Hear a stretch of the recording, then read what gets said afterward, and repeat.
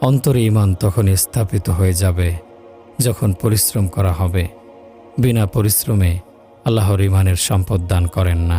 Nahavand প্রদেশের governor ছিলেন হযরত আবু বকর শিবলি রহমতুল্লাহি আলাইহি।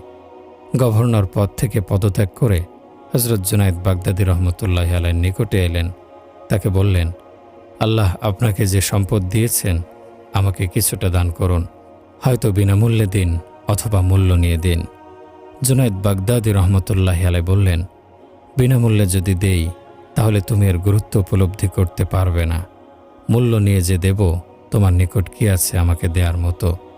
আবু বকর শিবলি ছিলেন কপর্দক মূল্য। জুনায়েদ বাগদাদী রহমতুল্লাহি আলাইহি বললেন, আমার কাছে থাকো, এখানে আমি যে কাজ করতে বলবো সেই কাজ করবে। আল্লাহ যদি চান তাহলে তুমি যে সম্পদ পেতে চেয়েছো তা পেতে পারো। জুনায়েদ বাগদাদী রহমতুল্লাহি আলাইহি